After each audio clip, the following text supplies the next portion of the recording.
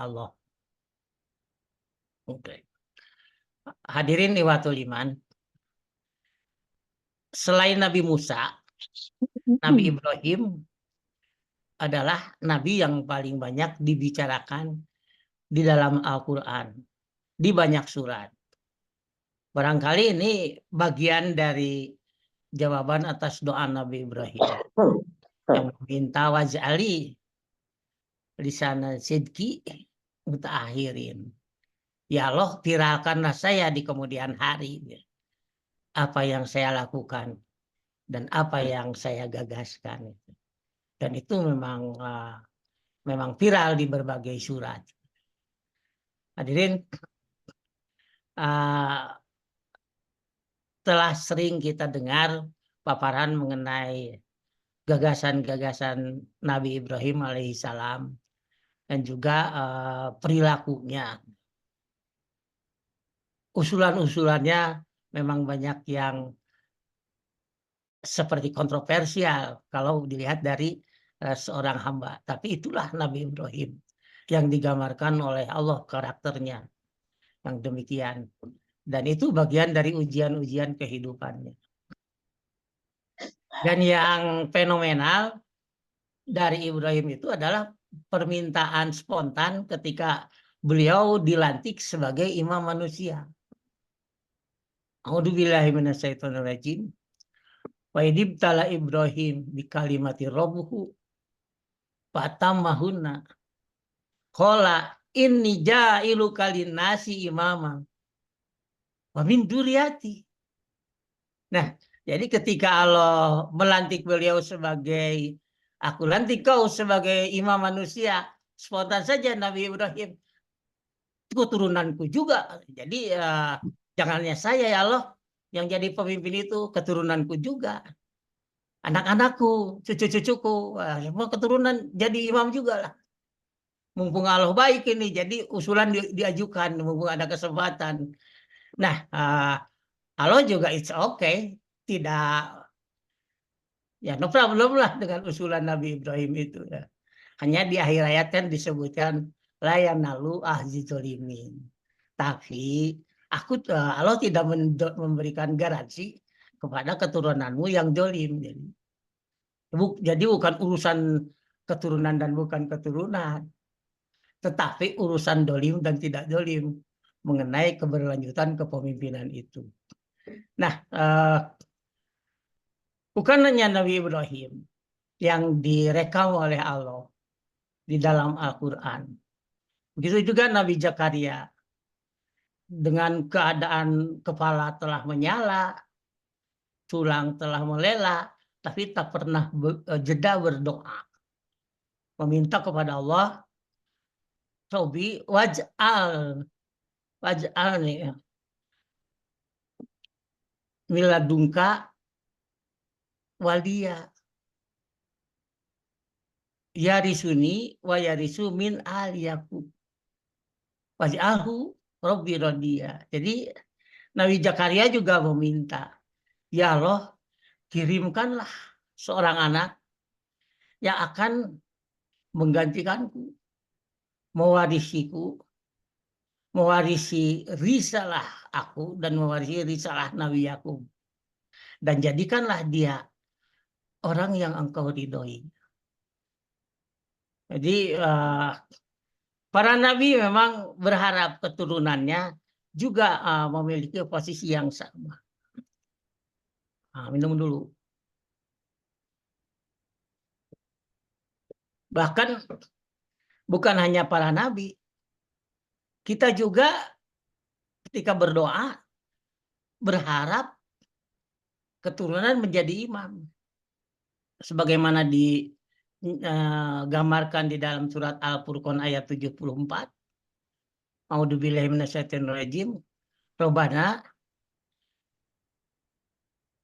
Rabbana hablana min azwajina wa min dzurriyyatina qurrata ayun waj'alna lil muttaqina imama. Jadi doa itu menggambarkan harapan bukan hanya keturunan, istri juga, pasangan juga. menjadi pemimpin. Dan di sini lebih jelas kategorinya, lil mutakina imaman, menjadi pemimpin orang-orang mutakin gitu ya. Nah, kalau banyak orang-orang baik yang mencalonkan diri jadi pemimpin kemudian tidak terpilih, barangkali karena doanya seperti itu. Lil mutakina imama, dan orang-orang mutakinnya belum banyak, jadi yang milihnya belum banyak, jadi dikalah oleh orang lain. Doanya terlalu spesifik, hanya memimpin orang-orang mutakin, sementara proses membuat orang-orang mutakinnya belum dilakukan. Nah, hadirin diwatul iman, persoalannya sebetulnya bukan urusan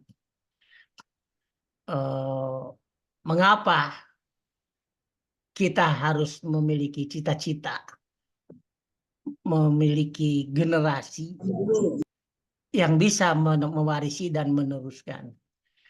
Karena memang regenerasi itu pasti.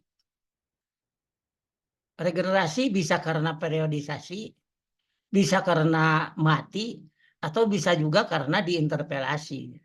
Nah, karena regenerasi pasti, maka proses kaderisasi menjadi mesti. Nah, sekarang berbicara kaderisasi artinya kan tadi kalau kata Allah, tahapannya adalah yang pertama membangun keluarga yang mumpuni. Anggota keluarga ini di mata orang lain harus eye-catching, enak dipandang, enak diajak bergaul, kompatibel, siapapun masuk mudah diikuti. Jadi ada orang yang adaptif, mudah mengikuti orang lain, tapi ada orang-orang yang kompatibel, orang lain mudah mengikuti, plug and play ya kalau di PAIS itu. Jadi nggak susah diikuti. Nah ini ya Kurotayun itu eye-catching, mumpuni, mudah diikuti oleh orang lain. Itulah sebabnya kenapa disenangi. Nah dari keluarga yang mumpuni inilah yang kemungkinan besar lahir para imam mutakin. Ya, keluarga yang mumpuni itu akan sebelum mengajukan diri untuk menjadi imam, melakukan dulu pembinaan masyarakat supaya mutakin. Sebab bagaimana kita bisa jadi imam kalau para mutakinnya tidak kita bina? Inginnya memimpin para mutakin, mendidik mutakinnya tidak dilakukan, ya tentu saja jumlah mutakin kurang banyak dibanding yang kurang mutakin. Gitu. Nah, kemudian pertanyaannya, seperti apa kita mempersiapkan pengisi regenerasi ini? Seperti sekarang kan ada euforia demografis gitu ya, dan lain-lain. Yang jelas, nah kita mungkin bisa kembali kepada, kita kan punya jampe ya, punya jampe dengan 3 kalimat kunci itu. 3 kalimat kunci itu yang pertama, yakin akan kebenaran Islam. Kalimat kedua, insaf akan tanggung jawab. Dan kalimat ketiga, dengan hasrat melatih diri. Kader itu memiliki fungsi konservasi, yaitu mewarisi nilai-nilai yang baik. Selain memiliki nilai fungsi konservasi, juga memiliki fungsi konversasi. Mengembangkan nilai-nilai yang baik itu menjadi adu manis, sinergi dengan keadaan sekarang. Diupdate lah kalau bahasa anak muda itu, nilai-nilai yang baik itu. Nah, karena berbicara pewarisan, kalau kita mau mewariskan kepada kader, maka yang kita wariskan itu harus yang milik kita. Kalau yang akan diwariskan itu adalah kebenaran ajaran Islam, maka keyakinan tentang kebenaran ajaran Islam itu harus menjadi milik kita dulu. Jadi kita dulu yang yakin akan kebenaran ajaran Islam, setelah itu kita wariskan kepada kader kita. Nah, dengan dasar utama keyakinan akan kebenaran ajaran Islam, maka dibangunlah, ditanamkan kesadaran, ditumbuhkan tanggung jawab. Insaf dalam Kamus Besar Bahasa Indonesia itu sama dengan sadar. Memiliki kesadaran. Orang yang memiliki kesadaran, ya ada berbagai tingkatannya. Kalau di dalam training, dulu kita di basic training dalam PI keterbukaan diperkenalkan mengenai kesadaran akan pribadinya masing-masing. Yaitu pribadi yang terbuka. Dirinya tahu dan menyadari orang lain juga tahu. Kemudian ada orang yang terlena. Dirinya tidak tahu, tapi orang lain tahu. Nah, kemudian yang ketiga, ada orang yang tertutup. Dirinya tahu dan orang lain tidak tahu. Nah, ada kualifikasi keempat. Ini manusia misteri. Dia tidak tahu tentang dirinya dan orang lain juga tidak tahu tentang dirinya. Ini di basic training. Kemudian di mental training, ya. Sekarang intermediate ya. Di mental training diperkenalkan materi akhlak. Yang di dalamnya antara lain memuat, kalau tadi keterbukaan itu Johari Window, nah kalau di mental training ada jendela Gojali. Ada 4 kategori, yaitu yang pertama alim. Orang yang mengetahui, punya pengetahuan, dan sadar bahwa dirinya memiliki pengetahuan. Kemudian orang yang tidak memiliki pengetahuan, tetapi sadar bahwa dirinya tidak memiliki pengetahuan, itu muta'alim. Kemudian orang yang memiliki pengetahuan tapi tidak sadar bahwa dirinya memiliki pengetahuan. Dan yang keempat adalah orang yang tidak memiliki pengetahuan tetapi tidak sadar bahwa dirinya tidak memiliki pengetahuan tentang subjek tertentu tentunya ya. Bukan tidak memiliki pengetahuan segala-galanya. Nah, dari kedua gambaran itu kan ada tindakan-tindakan apa yang harus dilakukan.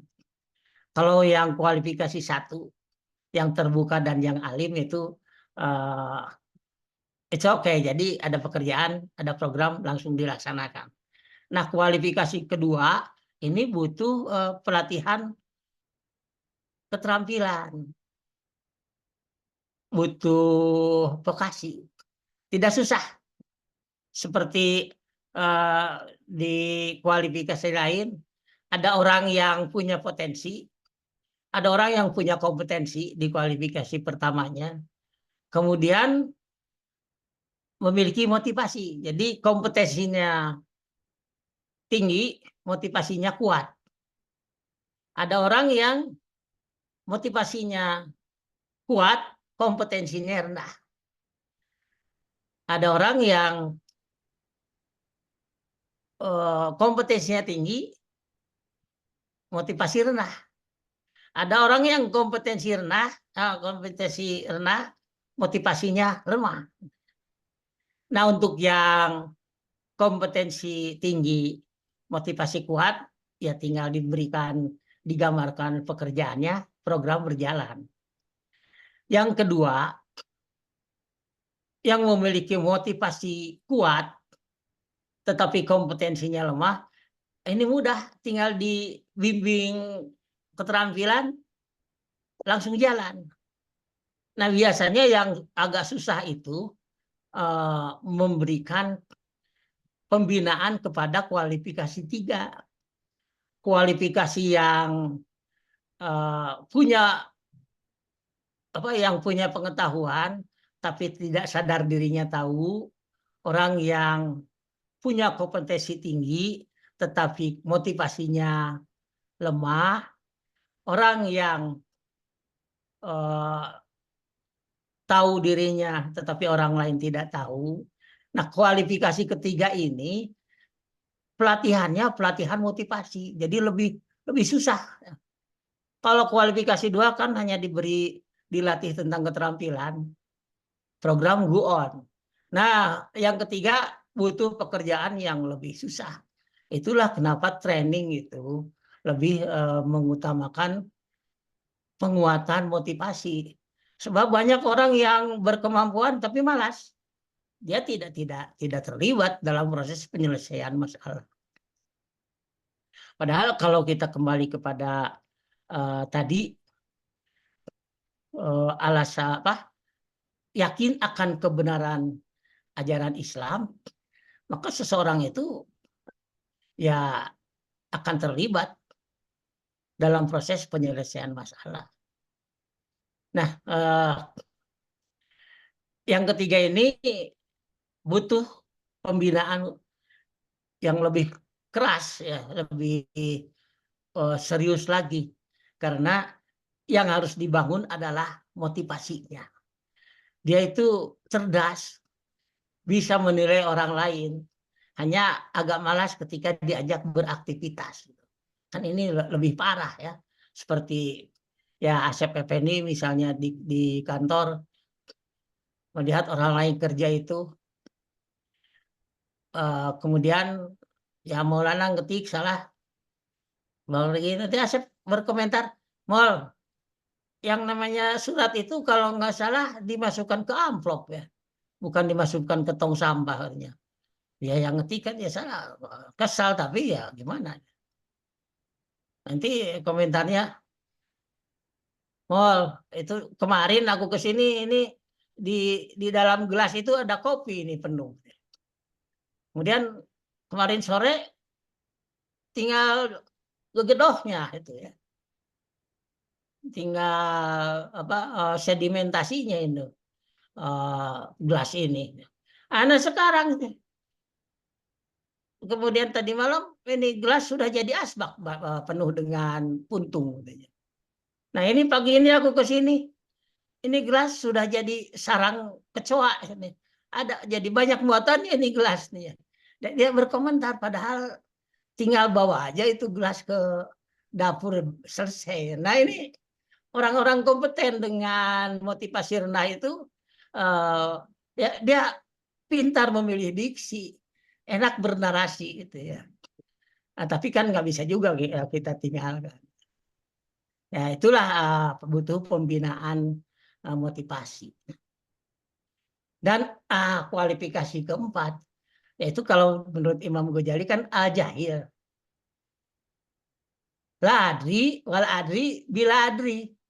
Orang yang tidak tahu dan tidak sadar bahwa dirinya tidak tahu. Nah, orang yang tapi ikut bergabung tadi kalau ngobrol ikut ngobrol. Padahal dia tidak tahu apapun tentang topik yang diobrolkan, tetapi ikut. Nah, katanya ya kalau di dalam surat Ar-Rahman, kalau ketemu dengan al-jahil itu jangan berdebatlah. Jangan diskusi, jangan berdebat dengan yang jahil. Qalu salam, say goodbye saja gitu ya.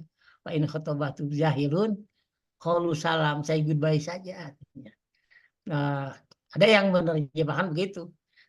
Tinggalkan sajalah kalau orang jahil. Tapi kalau menurut NGO, nah ini pekerjaan sebenarnya. Kualifikasi keempat ini, al-jahil, kemudian orang yang tidak punya kompetensi dan lemah motivasi itu butuh pendampingan. Nah, itulah sebabnya NGO itu banyak mendapat dukungan dana karena akan melakukan pendampingan terhadap orang-orang kualifikasi keempat. Nah, karena yang didampinginya kualifikasi keempat, hasilnya tidak begitu bagus juga tidak masalah katanya. Ya karena ya memang susah, kata Al-Qur'an juga kan mestinya ya kalau salah ditinggalkan, tapi ini dipaksakan dikerjakan, tapi karena itulah. Nah, ini tentang perlakuan. Dan kalau kita lihat ya, di materi Edpan itu ya, mulai diperkenalkan tentang konsentrasi itu. Konsentrasi Paulo Freire itu dimulai dengan kesadaran magis. Orang yang tidak tahulah apa sih yang harus saya perankan. Keadaan di luar juga tidak begitu tahu. Yang penting kebutuhan-kebutuhan hidup terpenuhi gitu ya. Tapi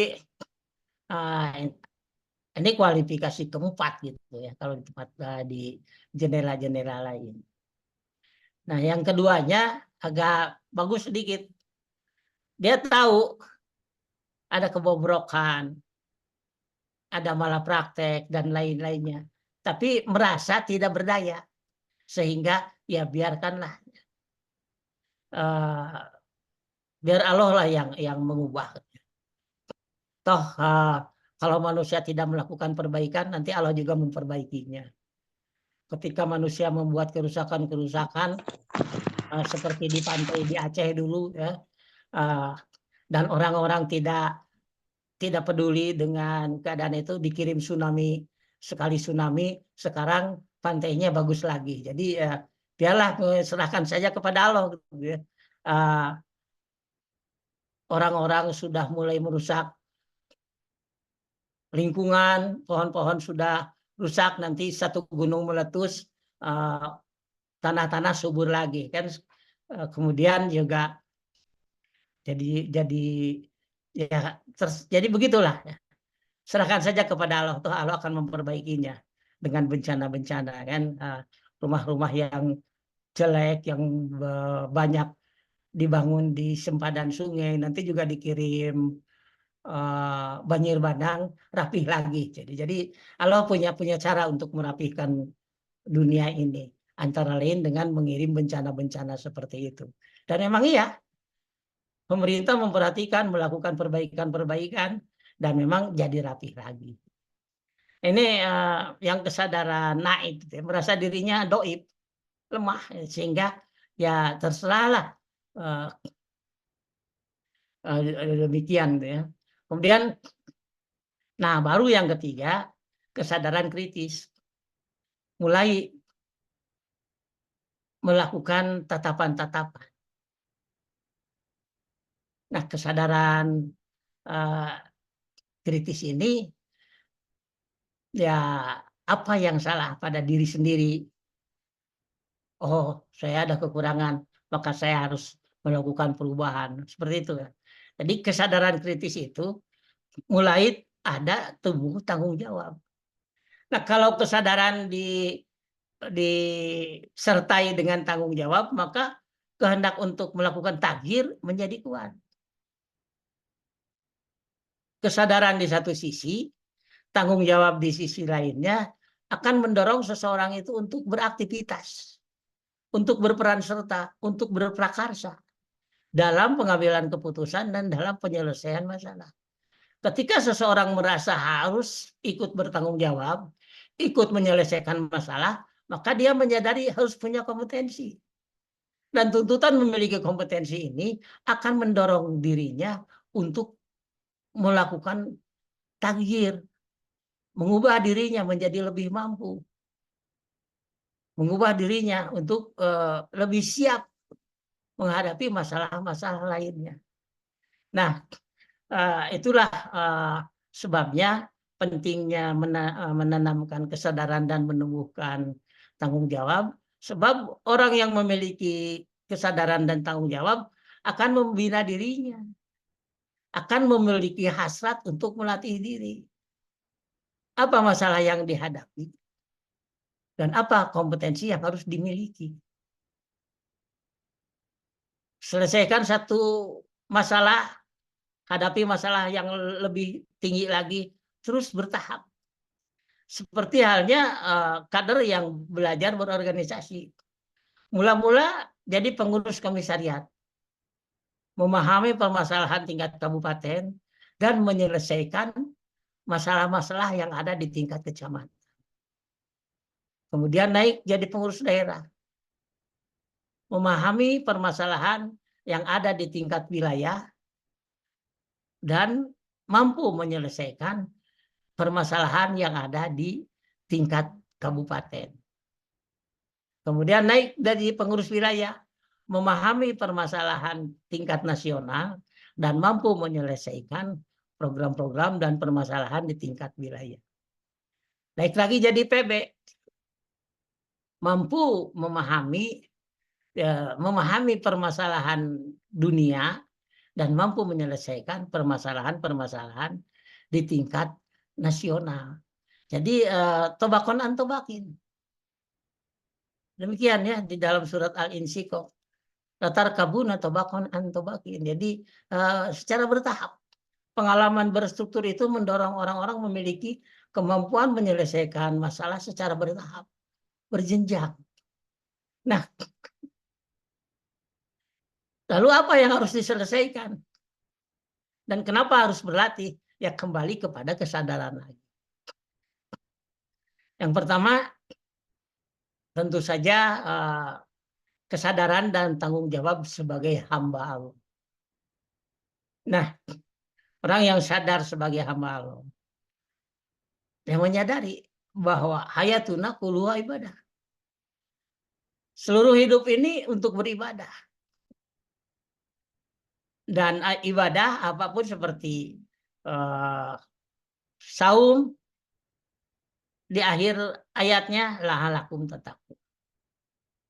Ya ayuhana subudu robbakumul ladzi waladina min qablikum la'alakum tattaqun. Jadi ibadah itu muaranya adalah takwa.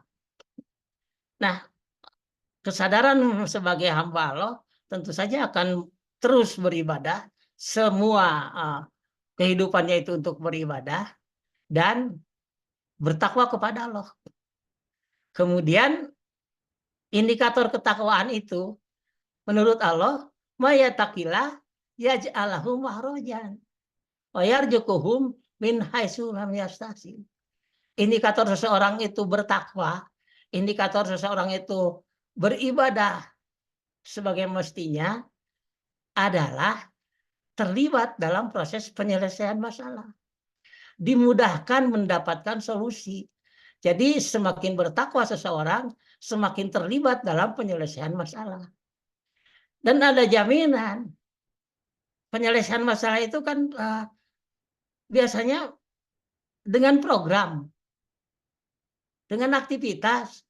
Kata Allah, wa yarzuquhu min haitsu la yahtasib. Bukan hanya cerdas mendapatkan solusi, tapi cerdas juga mendapatkan anggaran untuk menjalankan program tersebut. Sebab kalau hanya cerdas merumuskan solusi, nanti semua aktivitas itu hanya terpampang di dinding.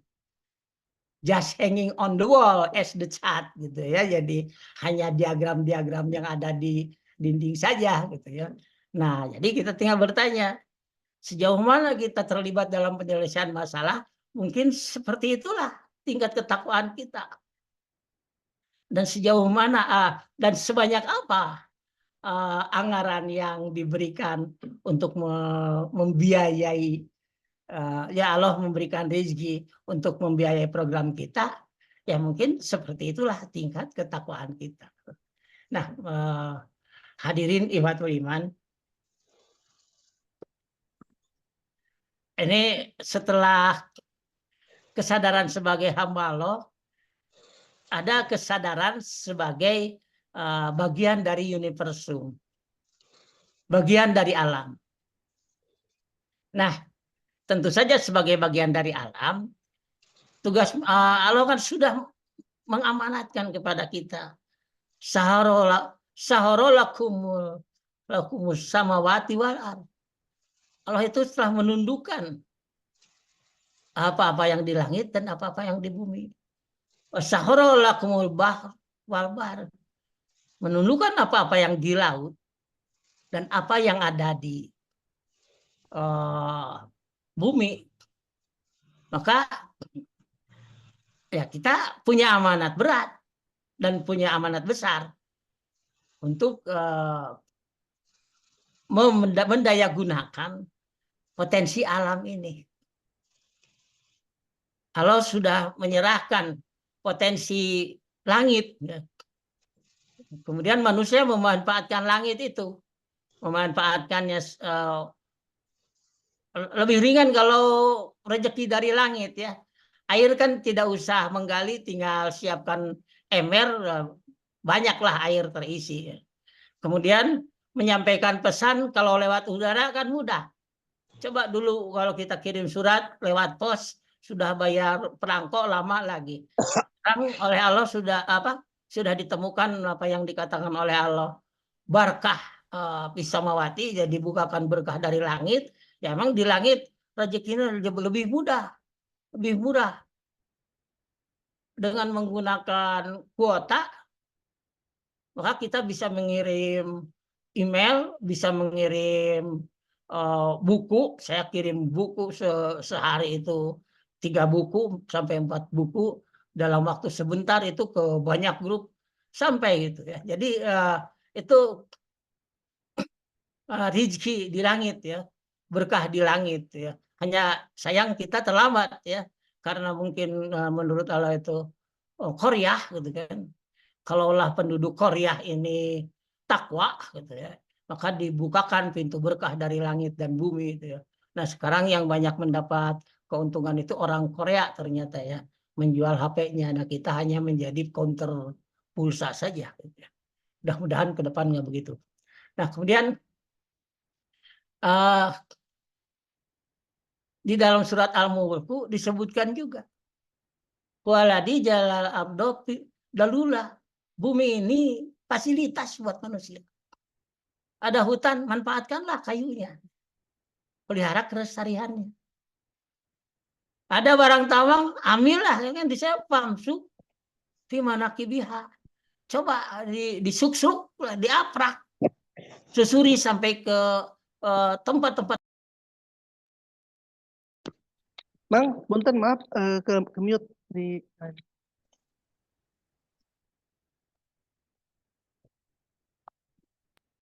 Nah ya, jadi karena dunia ini fasilitas, maka kita harus mendayagunakannya semaksimal mungkin. Nah, kesadaran-kesadaran itu dan tanggung jawab itu akan membina diri seseorang terus meningkatkan kapasitasnya. Ya tentu saja akan memiliki hasrat melatih diri, akan menjadi anggota learning organization ya, kelompok yang terus belajar. Nah, hadirin ikhwatul iman, kesadaran-kesadaran itu bisa diturunkan lagi menjadi kesadaran sebagai anwa'in, kesadaran sebagai anggota spesies. Kita ini spesies Bani Adam. Dan tugas kita karena spesies Bani Adam, maka menjaga supaya status mulia tetap kita miliki. Karena Allah menyatakan, laqad karomna Bani Adam. Jadi jangan mencari kemuliaan, karena kita hadir dengan segala kemuliaannya. Tinggal menjaga kemuliaan ini tidak hilang. Kemuliaan ini tidak terdegradasi oleh kita. Itu mungkin ya, jadi ya tentu saja diturunkan lagi kesadaran sebagai suku bangsa, kesadaran sebagai anggota komunitas, dan kesadaran sebagai anggota keluarga. Yang jelas itu ya sudah banyak diterangkan lah. Saya sering mendengarkan dari terutama Ustadz Ahmad Yani itu yang kalau berbicara keluarga sering menjelaskan ya. Mudah-mudahan kita masih ingat apa yang diterangkan oleh beliau-beliau sebelumnya. Sementara itu Saudara Asep yang disampaikan, mudah-mudahan kurban kita berdampak terhadap keselamatan generasi, dan dengan mengingat kembali anggaran dasar, yakin akan kebenaran Islam, insaf akan tanggung jawab dan hasrat melatih diri, kita bisa menjaga supaya regenerasi ada dalam track yang diridhoi Allah. Mudah-mudahan kita tidak sekadar mengumpulkan pengikut melalui media sosial, tapi juga menyiapkan para pelanjut. Assalamualaikum warahmatullahi wabarakatuh. Waalaikumsalam warahmatullahi wabarakatuh. Luar biasa. Terima kasih, Mang Dadan. Saya kira saya baca di chat sepakat kalau pengajian Jumat pagi ini kita sedang menyimak materi tentang filsafat training. Ada yang bilang advance, ada yang bilang CI. Ya, saya memilih kata ini luar biasa ya. Kita sedang mendengarkan juga sekaligus tentang falsafah kehidupan. Dan yang menarik adalah mengkontekskan, membingkai makna ayat-ayat Quran dengan beberapa prinsip-prinsip dasar dalam training PI. Jadi nyambung banget lah. Kalau yang dengar semua ini kader PI ya sudah mantul. Mantul. Dan tadi Mang, terkait surat tadi itu Mang, karena ini konteks. Jadi ada kalanya selain komunikasi surat dengan Maul, ya Maul nanti bisa cerita lah. Surat yang sifatnya regular, yang reguler, nah itu yang koreksinya sedikit. Tapi yang sifatnya substansi, kadang-kadang terpaksa saya bikin sendiri, Mang. Ya, jadi menarik sekali. Saya mengundang teman-teman. Amir Faisal, Sekjen. Pak Amir ya. Ini Mas Sep, ini saya dulu ya. Jangan banyak pertanyaan, lebih baik banyak pernyataan kan supaya lebih kaya gitu. Oh ya, itu komen. Saya kira itu sepakat, Pak. Ya. Sepakat. Nah, Oke. Saling memberi pernyataan. Mas Amir satu, terus siapa lagi? Yana, kan baru. Oh, Kang Yana, Riau. Ya. Terus siapa lagi? Yang Raisen tuh kan Bang Jai, Raisen. Mana? Raisen. Nggak kelihatan. Gimana saya lihatnya? Ada Bang Jai, Raisen. Oh, Jai, 3 ya? Ada 3 ya? Oke. Kang Mas Amir, Kang Yana, sama Bang J. Silakan, Mas Amir. Iya. Assalamualaikum warahmatullahi wabarakatuh. Waalaikumsalam warahmatullahi wabarakatuh. Sebenarnya saya dengan Mang Dadan itu sudah hampir tiap hari diskusi ini di grup Sarasehan ini. Gini, Mang Dadan. Jadi memang di PII itu nggak ada yang rojulun la yadri wa la yadri. Jadi hampir semuanya itu adalah rojulun yadri wa yadri. Jadi orang yang merasa dirinya, orang tahu bahwa dirinya itu tahu. Makanya debat di medsos, di WAG PI itu nggak pernah ada ujungnya gitu. Jadi semuanya merasa paling tahu gitu. Jadi nggak mau dari yang lain gitu. Tapi sebenarnya training PII itu sebenarnya sudah kalau tadi bicara sampai kali Sekjen ini kita bicara filosofi training, itu sebenarnya secara filosofi itu metode training itu yang menggunakan filosofi strategi andragogi ya, itu sebenarnya sudah tepat yang digunakan, cuman saya lihat ada bias gitu. Nah, setelah saya pelajari, saya bilang sudah belasan tahun gitu, itu biasnya di sini. Jadi andragogi itu bukan hanya diterapkan untuk menggali pengetahuan gitu. Kalau tadi kan banyak yang dieksplor kan pengetahuan gitu. Itu bukan, tapi terutama adalah kesadaran, awareness gitu. Jadi kalau bedanya wilayah pengetahuan dan wilayah awareness itu, kalau pengetahuan itu wilayahnya wilayah kognitif itu di korteks, di otak korteks. Tapi awareness itu ada di wilayah otak, batang otak. Gitu. Awareness training di situ.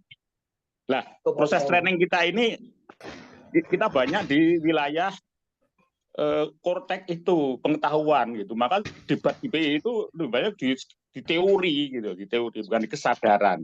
Dan itu yang saya pelajari. Ya. Tadi kan Mang Dadan minta supaya ada counter pendapat gitu ya. Yang saya pelajari belasan tahun itu cocok dengan apa yang dinamakan meta coaching.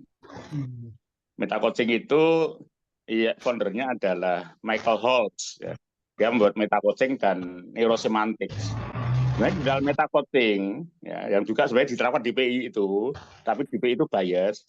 Itu sebenarnya bukan pengetahuan sebenarnya, malahan lebih banyak adalah tadi awareness tadi. Jadi membangkitkan awareness supaya tadi orang-orang yang dibilang Mang Dadan itu kompeten ya gitu, tapi motivasi rendah. Nah, bukan motivasi rendah, tapi karena memang dia tidak di kesadaran, pengetahuannya itu tidak di kesadarannya tentang siapa dia, tentang apa yang sebenarnya banyak hal yang dia tidak tahu tentang dirinya gitu loh. Tapi dia merasa banyak tahu, tapi sebenarnya suatu pengetahuan yang tahu itu bukan tentang dirinya gitu loh. Nah ini yang saya lihat seperti itu. Jadi kalau kemarin saya juga sempat diskusi, ini mungkin lanjutan dari diskusi di grup Saresiani itu, maka sebenarnya disitulah masalahnya gitu. Jadi memang harus ada perbaikan gitu di dalam, atau gini, pelurusan kembali ya tentang andragogi itu, bahwa andragogi itu bukan, ketika kita berdebat itu bukan tentang pengetahuan, tapi terutama adalah tentang membangun awareness. Ya tadi itu masuk kontennya tentang ayat di surat di surat Maryam tadi itu gitu ya, tentang itu sebenarnya itu. Oke, itu saja saya kira menurut saya, Bang Dadan. Terima kasih. Alhamdulillah. Jazakallah. Terima kasih, Mas Amir. Kang Yana. Baik. Bismillahirrahmanirrahim. Assalamualaikum warahmatullahi wabarakatuh. Waalaikumsalam warahmatullahi wabarakatuh. Salam untuk Mang Dadan, Mas Amir, juga sahabat-sahabat semua yang pagi ini bersama-sama di grup ini. Saya merasa merasa bergembira, termasuk juga merasa diingatkan kembali hal-hal yang terkait dengan apa yang sudah kita lakukan selama berpuluh-puluh tahun selama ini.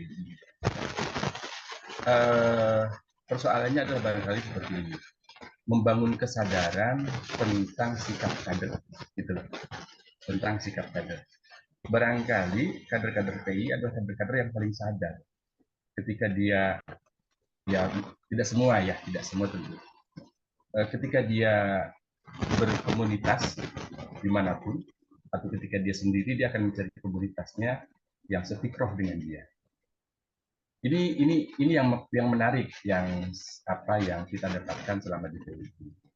Kalau Mang Dadan tadi menceritakan tentang regenerasi, inilah poinnya kalau saya melihat. Pernyataan-pernyataan Mang Dadan tentang ayat-ayat, tentang kisah-kisah di Al-Quran, bagaimana Nabi Zakaria, bagaimana mungkin Nabi Ibrahim dan Yakub yang menyatakan bahwa ya bunaya innallaha astafa lakumuddin fala tamutunna illa wa antum muslimun am kuntum syuhada'a idh hadara ya'qubal maut. Itu adalah proses-proses generasi penanaman nilai yang dilakukan para anbiya untuk putra-putranya. Nah, ini barangkali menjadi sebuah poin bagi kita ya, untuk melakukan itu juga, melakukan semacam mempersiapkan regenerasi yang akan datang. Persoalannya barangkali seperti ini, bahwa kita hadir hari ini adalah proses yang dilakukan oleh orang-orang tua kita dulu, oleh ulama-ulama kita dulu, oleh senior-senior kita dulu. Pertanyaan bagi kita berikutnya adalah bagaimana kita mempersiapkan generasi-generasi sesudah kita, kan begitu. Saya teringat akan satu nasihat yang disampaikan oleh Ustaz Siddiq Amin. Wahai anak-anakku, ketika engkau mendengar tentang pelepah kurma yang jatuh, tentang pelepah yang sudah jatuh, maka bersiap-siaplah kamu menggantikannya. Ketika kamu mendengar satu pelepah yang jatuh, para ulama yang jatuh, maka bersiap-siaplah untuk menggantikan posisi ini. Gitu. Atau yang sering dikatakan di ujung pernyataan tadi, Madada mengatakan kita harus menyiapkan pelanjut. Saya setuju betul, teman. Karena memang itu yang dikatakan saat ini kita membutuhkan para pelanjut, bukan penerus, tapi para pelanjut yang memang berkreativitas untuk melanjutkan perjuangan kita. Nah, PI dalam konteks ini, saya ingin menginformasikan saat ini di Riau sedang ada training PI di pesantren Al Muslimun yang Mang Dadan kemarin pernah datang ke sana. Itu pesertanya 120 orang. 120 orang. Alhamdulillah. Kami kemarin, saya dengan istri saya mabit juga di sana, beberapa keluarga besar PI juga mabit di sana, sekedar untuk menyemangati. Bahwa diakui atau tidak, training PI yang dikatakan Mas Amir tadi, memang butuh semacam kreativitas untuk memperbaiki takdir itu, materi-materi itu. Anak-anak ini saya ngelihat, curhat dong, saya lihat baca Bang Ahmad sekarang. Ya, Iya, selesai ngajak sepeda. Iya, betul. Jadi bagaimana gitu Mas saat ini kelengkapan instrumen-instrumen PI termasuk misalnya buku trainingnya. Dulu kan kita poin 84 atau 82 itu menjadi luar biasa bagi kita. Kemudian sekarang kita melihat bagaimana itu takdir itu. Saya melihat ada ruh yang kurang nyambung. Satu. Kedua, kader-kader PI sekarang ini nggak suka baca buku kalau saya melihat. Saya mengisi satu mental, satu advance, Pekanbaru. Ketika kita ngomong soal buku, referensinya juga mereka kurang sekali. Apa yang ingin saya sampaikan, boleh disebut curhat juga atau tidak, ini menjadi tanggung jawab kita bersama. Sudah saatnya senior-senior seperti Mang Dadan, Amir, dan kita semua yang ada di grup ini adalah orang-orang senior berusaha. Bagaimana kemudian concern dengan adik-adik kita di wilayah kita masing-masing. Ajak mereka diskusi, ajak mereka, ini segala hal kaitannya dengan regenerasi ke depan. Sekali lagi, bahwa kita adalah produk dari orang-orang tua kita, senior-senior kita. Tetapi kita barangkali belum menurunkan produk hari ini untuk adik-adik kita nanti akan datang. Dua, bahwa regenerasi keberlanjutan akan PI juga menjadi tanggung jawab kita. Saya pikir itu Mang Dadan dan semuanya. Terima kasih. Assalamualaikum warahmatullahi wabarakatuh. Waalaikumsalam warahmatullahi wabarakatuh. Terima kasih Kang Yana dari Riau. Bang J, silakan. Ya, Assalamualaikum warahmatullahi wabarakatuh. Assalamualaikum. Ya, sedikit menggelitik terkait dengan ketakwaan, kemudian kecerdasan, keberkahan dari langit yang kaitan dengan perkembangan teknologi gitu kan. Nah, saat ini kita belum menemukan ada di antara kader PII yang mengembangkan atau menemukan produk teknologi yang berkenaan dengan tingkat ketakwaannya menghadirkan solusi teknologi yang keberkahan dari langit itu. Nah, bagaimana kita meng-create kader-kader yang ahli teknologi yang menangkap keberkahan dari langit ini? Bagaimana pola trainingnya? Seperti itu. Nah, kalau kita ketahui saat ini perkembangan teknologi ini lebih banyak dikuasai oleh orang-orang yang ketakwaannya diragukan, apa yang kita sebut namanya kafir. Nah, bagaimana korelasi ketakwaan keberkahan dari langit ini? Kok masyarakat Muslim atau umat Islam tidak kebagian gitu kan? Atau tidak menguasai? Nah, gimana menurut pandangan dari Mang Dadan? Ya begitu ya. Terima kasih. Assalamualaikum warahmatullahi wabarakatuh. 3 penanggap, silakan Mang. Ya, pertama ya saya di Saresehan sebenarnya lebih banyak belajar ya, karena domain saya sekarang ini ngurus pedesaan gitu ya. Jadi yang agak perkotaan kurang begitu terikuti updatingnya. Saya belajar dari Lukman dan dari yang lain-lain itu. Kemudian mengenai andragogi, ya sebetulnya saya dulu ngobrol dengan Kang Utomo ya, almarhum. Ini kalau AMT ini dijalankan sebagaimana yang ada di konsep AMT, ini orang-orang pada jadi free will semua ini. Jadi merasa kuat semua gitu ya, karena ya memang kalau AMT McClellan dijalankan sebagaimana adanya. Nah itulah sebabnya PI butuh sentuhan-sentuhan tentang keislamannya, sehingga sehebat apapun manusia, kita ini hamba Allah. Jadi andragogi pun kalau dibiarkan ya namanya andragogi. Bukan memuliakan manusia, tetapi menganggap manusia itu segala-galanya sebagai superior gitu ya. Nah, dengan kesadaran Anwain sebagai spesies Bani Adam, maka andragogi itu akan disisipi nilai-nilai manusia sebagai hamba Allah. Nah, jangan sampai Anda grogi kalau kata Ahmad Sukatmajaya itu ya. Saya ada Ahmad Sukatmajaya itu kan sebagai setahu saya beliau inisiator andragogi di kampus gitu ya dulu ya, dimulai di Sapi'iyah, kemudian juga di Mercubuana ya. Nah, ketika muda dia masih semangat, sekarang nggak tahu masih semangat apa enggak gitu. Nah, masih, Mang. oh masih, alhamdulillah itu. Nah, kemudian mengenai yang barusan, ya itu apa ya gitu ya, jangan PI. Umat Islam Indonesia tertinggal dalam hal bermedia itu. Saya lihat banyak juga produk-produk orang Indonesia ya. Atau kemudian keterlibatan beberapa kader PI juga di dalam. Kalau saya, karena saya ada teman yang aktif di Inkindo ya, konsultan Indonesia. Saya lihat banyak juga anak-anak PI yang terlibat di penyusunan pembuatan aplikasi-aplikasi digital gitu ya. Jadi, nah seperti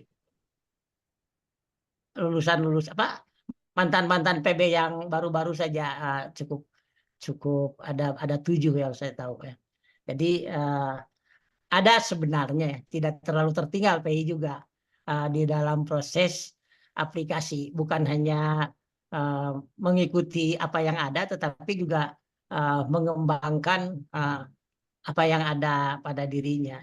Seperti yang saya ikuti juga dari kader orang Tasik gitu ya, ya hanya sampai pengurus daerah. Beliau mengembangkan Simpel Desa misalnya, sistem pelayanan desa berbasis digital itu sederhana itu ya.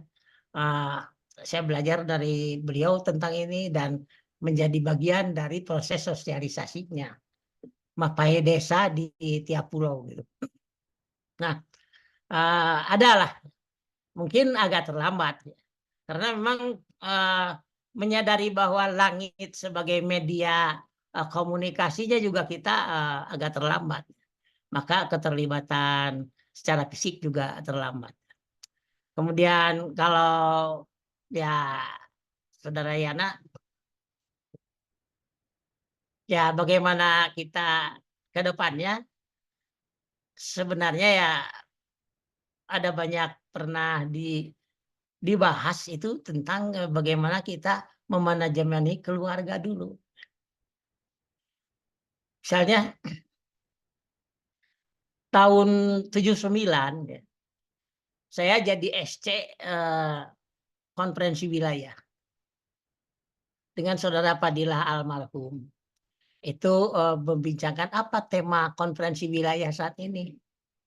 Setelah melihat kondisi, maka diputuskanlah tema konferensi wilayah adalah mengembalikan nilai-nilai penghormatan terhadap orang tua, guru, dan ilmu.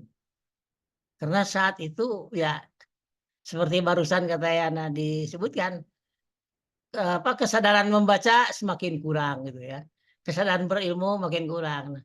Nah, apa yang melatar belakangi mengembalikan penghormatan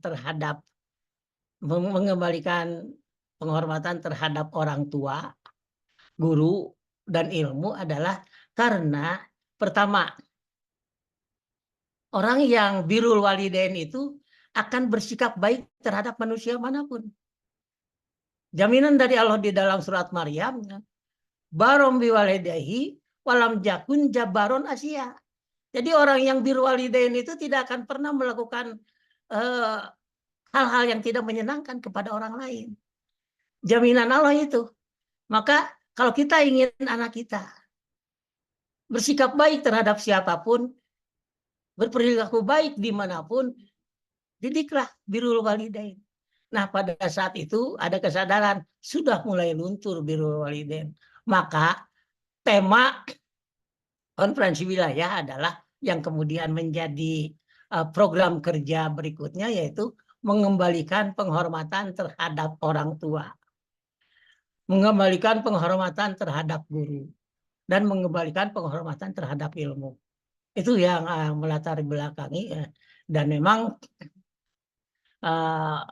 ketika berbicara pelanjut, setiap hari itu buku terbit ya, dulu itu ya.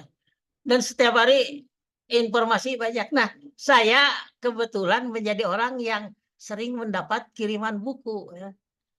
Bukunya buku-buku Fajrul Rahman, buku-buku pustaka kan, termasuk buku-buku ya andragogi begitu. Nah, nggak sempat saya baca. Untung ada banyak orang, ada Bang-Bang dan lain-lain. Makanya karena Bang-Bang mengajar di Bina Muda di rumah, kamu sering ke rumah lah baca, bawa buku-buku di rumah. Kamu baca nanti serahkan isinya kepada saya. Atau kalau saya ketika Rahmat bekerja di Mijan, ya, saya sering dipanggil Rahmat, Mang ini ada buku baru. Jadi saya ke Mijan, dikasih buku baru. Buku-buku Mijan itu bagus. Nah, saya dari Mijan ke Pungkur, sekretariat PI waktu itu di Pungkur, itu lama ya, 2 jam naik angkot itu. Nah, selama 2 jam saya baca buku itu. Selesai ketika sampai di Pungkur, saya kasihkan, saya baca buku ini sebagian. Kalian teruskan baca buku ini. Minggu depan kita bertemu, sudah ada yang baca buku ini dan kita ngobrol tentang isi buku ini. Jadi makanya di rumah itu orang-orang yang kasih buku tanya, buku-buku dari saya kemana? Ya saya kasihkan lagi karena saya nggak sempat membacanya. Biar orang lain membaca dan biar nanti saya tanya, apa isi buku itu? Jadi saya bukan kolektor buku ya. Buku-buku itu bagikan saja kepada kader-kader yang memang suka baca gitu ya. Jadi alhamdulillah, kalaupun infonya tidak sampai ke saya lihat di training mereka menyampaikan isi buku tersebut. Jadi banyak metode untuk kaderisasi dan untuk membangun pelanjut. Tadi gitu ya, mulai dari mengembalikan penghormatan terhadap orang tua. Karena dengan keyakinan jaminan Allah, siapapun yang birrul walidain, dia akan bir terhadap manusia manapun. Itu jaminan Allah.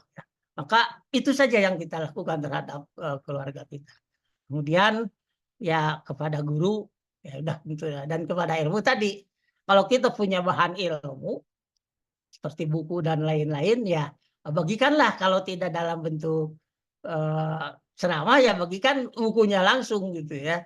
Nah kita akan melihat buku itu kalau nongkrong di rumah tidak dibaca kan sayang ya. Kalau dibagikan banyak yang baca dan itu pasti akan menyebar ilmunya. Demikian ya. Jadi ada banyak cara, paling tidak cara yang saya lakukan seperti itu. Dan jangan pesimis juga ya. Si Asep, terus ada Iqbal, ada banyak orang yang sekarang ini terlibat walaupun baru sebatas menjadi pembuat aplikasi. Beberapa anak PI Jawa Barat juga kemarin terlibat membuat sirekap ya. Kemudian bekerja di ITB gitu ya, membuat Sirekap, dan Sirekap itu betul-betul jujur ya. Setiap kenapa menjadi masalah gitu ya, karena terbuka, setiap perubahan diketahui oleh masyarakat. Kan kalau perubahannya tidak diketahui oleh masyarakat, masyarakat tidak akan protes ya. Nah ini ketahui, kemarin itu datanya begini, sekarang begini. Jadi setiap perubahan itu terikuti.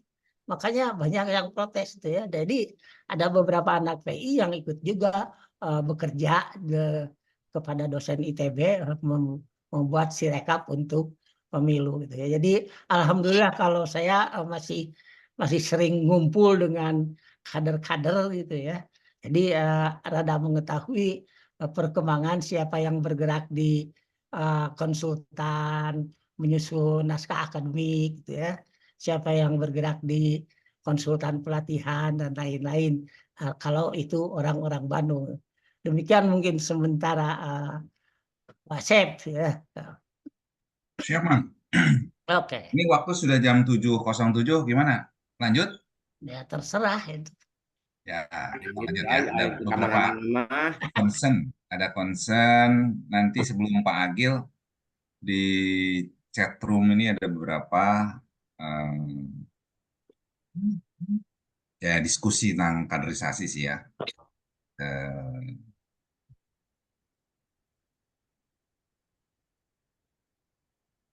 Ya intinya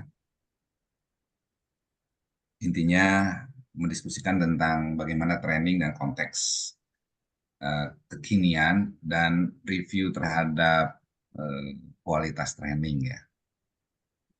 Saya kira mungkin bisa ditarik dari besarnya aja dulu, Mang. Bicara regenerasi, tentu bicara training. Kalau di sistem PI ya, Ya. ya ini diskusi lah, siapa yang memulai dan sebagainya. Ya. Apakah indikator training itu adalah indikator kesuksesan orang tampil di pentas nasional? Ada lagi tentang KBPI tidak punya otoritas untuk merubah sistem training PI. Ya. Apa terkait dengan Gen Z? Apa perlu satu sistem komunikasi PBPI untuk membahas sistem pekaderan? Beberapa dibahas di grup Saresehan. Ya bisa ditegaskan ulang tentang kaderisasi unggul dan sebagainya. Oke. Ya, oke. Itu komentar mungkin secara keseluruhan. Bang Agil yang raise hand, boleh satu poin aja dulu. Ya, Assalamualaikum warahmatullahi wabarakatuh. Waalaikumsalam warahmatullahi wabarakatuh. Ya kan. Senang sekali nih bisa ketemu Mang Dadan dan saudara-saudaraku setanah air. Senusantara kalau sekarang. Hah? Senusantara kalau sekarang. Senusantara, iya. Beda kamar Agil sama Aneh. Jadi memang ini Mang, ngomongin generasi, betul yang Mang Dadan bilang tentang birrul walidain ya.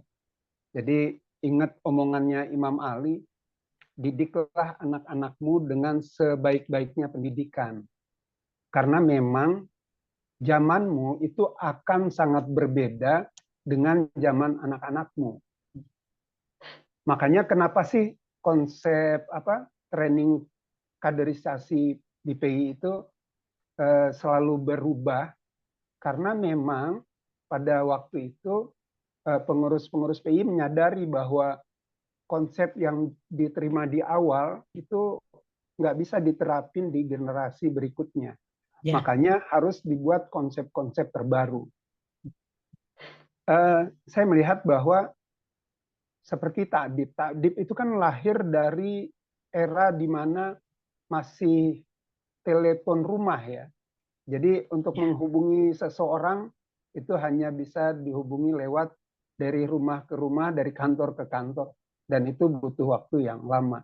Kalaupun kita dapat informasi yang lewat media massa ya, seperti TV atau koran. Nah, saya melihat bahwa betapa perubahan zaman ini kan luar biasa. Jadi perlu ada keberanian dari pengurus PII bahwa era sekarang ini kan udah era di mana informasi itu udah dalam genggaman, di mana setiap orang itu bisa membawa atau mendapatkan informasi di mana aja, kapan aja.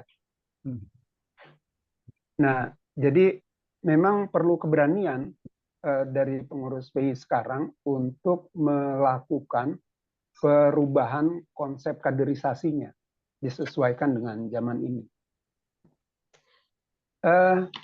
Makanya kemarin ada yang menarik ketika Harba PII, selalu kenapa sih yang dimunculkan kata-kata refleksi.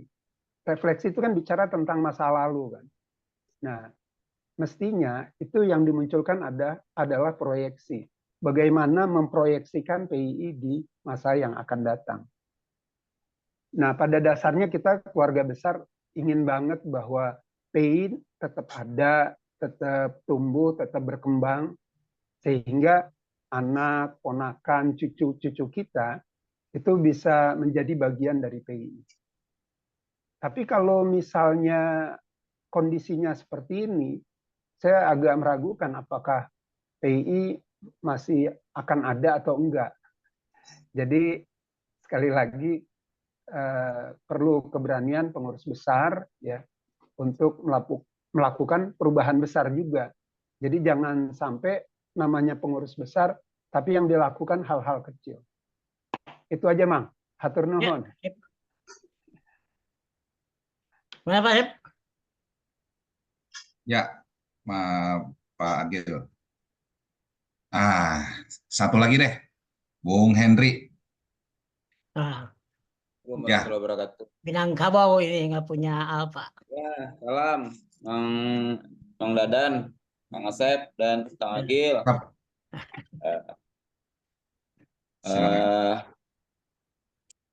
Mohon maaf itu komen-komen saya ya sudah rada-rada apatis lah dengan kondisi bagaimana kaderisasi sekarang gitu. Ya. Karena saya, Kang Agil, Kang Ridwan, kita udah banyak diskusi dan itu sudah tahunan yang lalu kita coba bagaimana untuk tawaran-tawaran kita, usulan kita untuk membangun lagi kader kita saat ini gitu.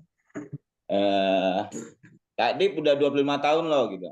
Ya. Tapi bagaimana mengubah takdir, bagaimana kemudian mengubah metodologi, kemudian dan sebagainya, ya yang punya kewenangan ada DPI, gitu ya. Yang punya kewenangan di DPI, persoalannya kan balik ke yang seperti Mang Dadan sampaikan di awal tadi, mereka terlena, mereka misteri mungkin ya, gitu. Jadi nggak tahu dengan problemnya, gitu kan. Nah, saya pikir di sana, gitu. Ya kalau saya, ya Kang Dodo, saya memang udah apatis gitu. Karena saya udah udah mencoba udah banyak mencoba berdiskusi dengan yang lain-lainnya, gitu, dengan adik-adik dan sebagainya. Tapi memang baliknya ke adik-adik. Makanya tawaran saya menarik saya tadi itu, ya udahlah BPI bikin konsep kaderisasi sendiri lah, gitu. Biar kita lahirkan kader-kader lagi dengan konteks kekinian. Mohon maaf gitu aja. Assalamualaikum. Ya. Waalaikumsalam warahmatullahi wabarakatuh. Salam. Silakan, Mang Dadan. Oke, ya. Nah, rumah saya itu di Cicalengka. Ya.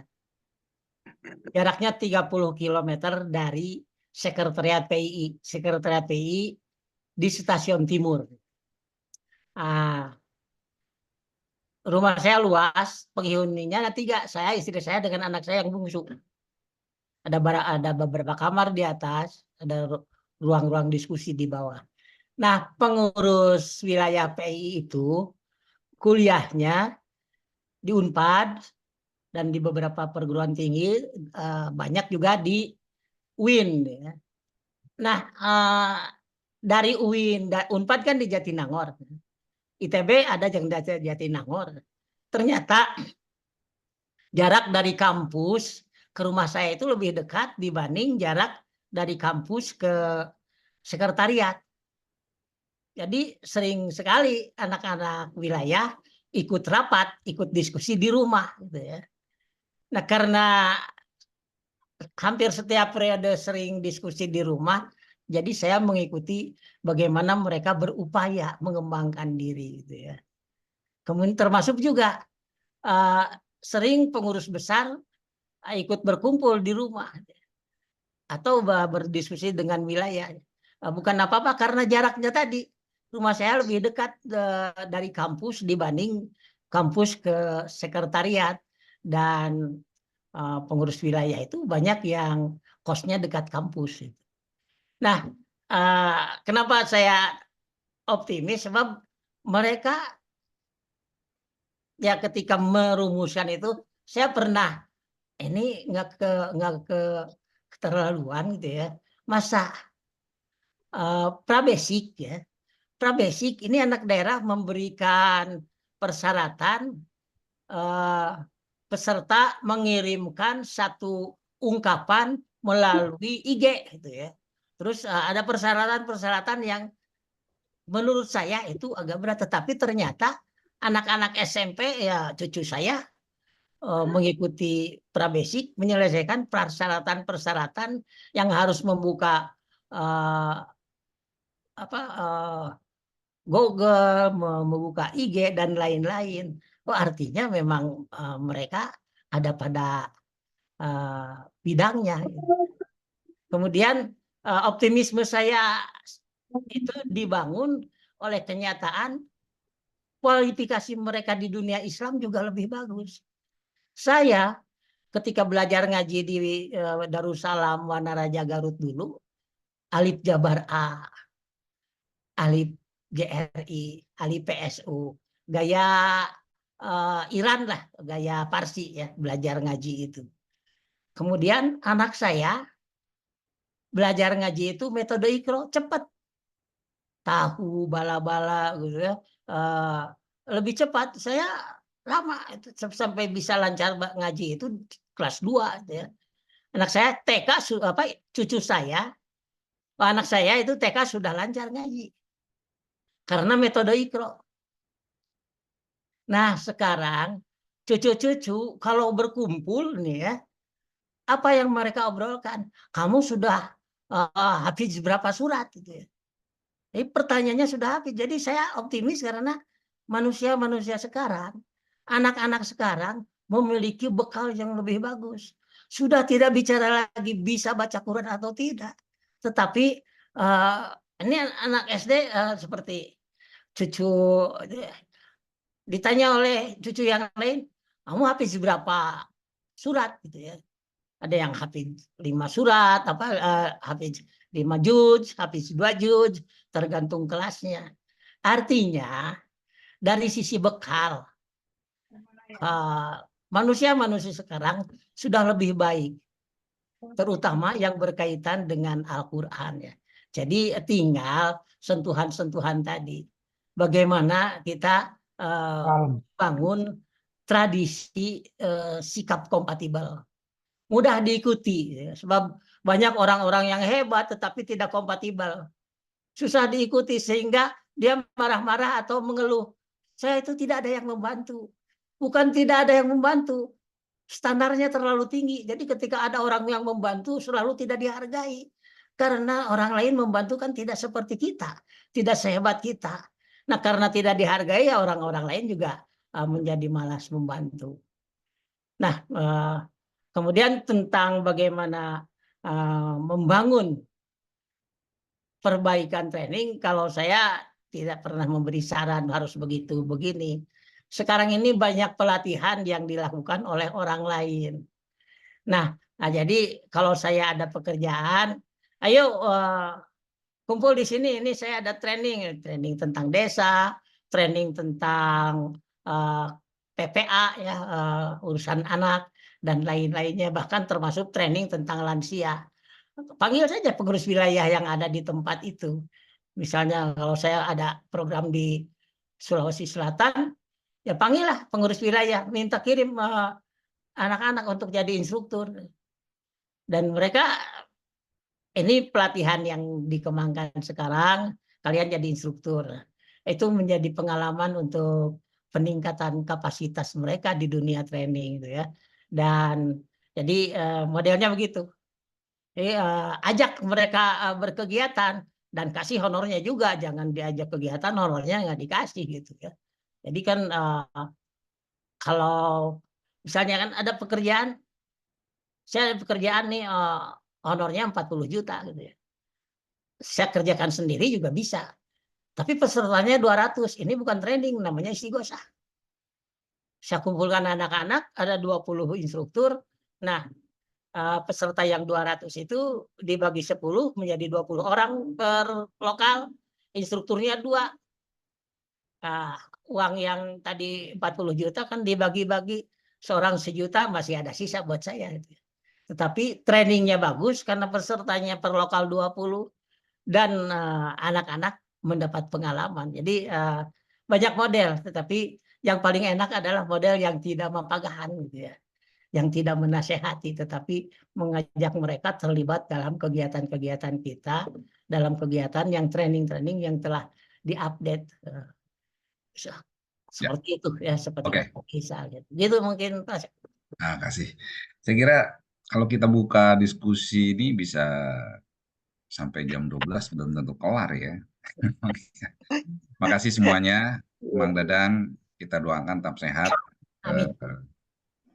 Tentu kita berharap nanti ada kesempatan lain ya, sesuai jadwalnya, Mang Dadan memberikan masukan-masukan, memberikan penguatan-penguatan kepada kita, menjadi sebuah pertanyaan dari si kita, ya. Tapi kegelisahan di tingkat PBPI juga sama, cuma belum nyambung aja, ya. Untuk di periode PBPI yang baru, saya sudah statement untuk mendiskusikan terkait masalah training. Jadi dengan mengatakan kami siap untuk diajak berdiskusi, ya. Bukan kalimat ini harus begini-begini. Jadi, tapi mereka belum memberikan respon ya. Mungkin suatu saat pasti ya ada forum link yang nyambung gitu antara PBPI dan KBPI ngobrol. Nah, banyak hal lagi yang bisa nanti kita gedakan. Saya tidak akan menyimpulkan. Sekali lagi, Mang Dadan terima kasih atas masukannya. Teman-teman juga tadi yang komen, yang memberikan perspektif, terima kasih. Kita akhiri kegiatan pengajian ini dengan membaca doa akhir majelis. Subhanallah wa bihamdika asyhadu an la ilaha illa anta astaghfiruka wa atubu ilaik. Assalamualaikum warahmatullahi wabarakatuh. Waalaikumsalam warahmatullahi wabarakatuh. Silakan. Siap. Terima kasih. Salam untuk semua juga. Assalamualaikum. Terima kasih semuanya. Yuk, Dayana. Assalamualaikum. Dari Papua Selatan. Assalamualaikum. Waalaikumsalam. Assalamualaikum. Izin lab. Yuk, assalamualaikum.